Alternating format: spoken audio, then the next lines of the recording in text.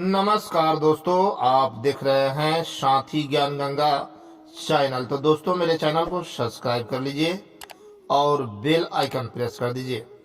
दोस्तों, घमंड एक ऐसा चीज होता है जो कि बहुत ही विनाशक होता है। मनुष्य क्या, देवता क्या, राक्षस क्या, यह घमंड किसी को नहीं छोड़ा है। दोस्तों, जब जब घमंड हुआ तब तब पाप बढ़ा, और जब जब पाप बढ़ा तब तब इस धरती पर भगवान विष्णु का अवतार हुआ। दोस्तों, भगवान विष्णु एक ऐसा देवता है जो कि जब भी इस धरती पर पाप बढ़ता है तो उस पाप को मिटाने के लिए जन्म लेते हैं। दोस्तों, पाप कर्म ऐसा कर्म है जिसका घड़ा धीरे धीरे करके भरता है और फिर उसका नाश हो जाता है। ऐसे ही एक बार भीम को घमंड हो गया। द्वापर युग था और उस समय भगवान श्री कृष्ण इस धरती पर मौजूद थे। जब भगवान श्री कृष्ण ने भीम को घमंड होते हुए देखा, भीम को लगता था कि मुझसे बड़ा बलवान इस दुनिया में कोई नहीं है। इसलिए भीम अपने बल के मद में चूर इधर उधर घूम रहे थे और किसी न किसी को हमेशा पछाड़ देते थे। दोस्तों, यह सब देखते हुए एक बार भगवान श्री कृष्ण ने योजना बनाया और बजरंग बली हनुमान जी को प्रकट होने के लिए कहा।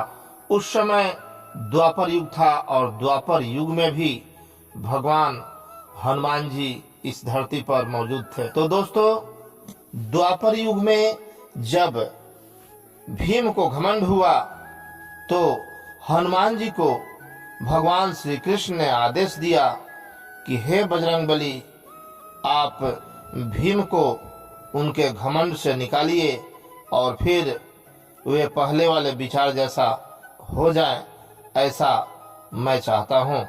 बजरंगबली बोले, हे प्रभु, ऐसा ही होगा जैसा आप कह रहे हैं।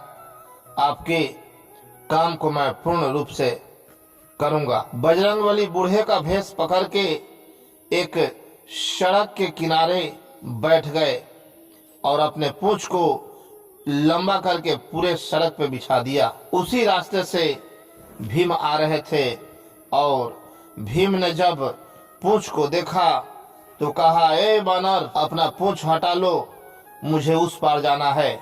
बजरंगबली ने बोला कि हे मानव, मेरा पूंछ हटा के चले जाओ, मैं बूढ़ा आदमी हूँ, बूढ़ा बानर हूँ, मुझसे यह पूंछ बटोरा नहीं जाता।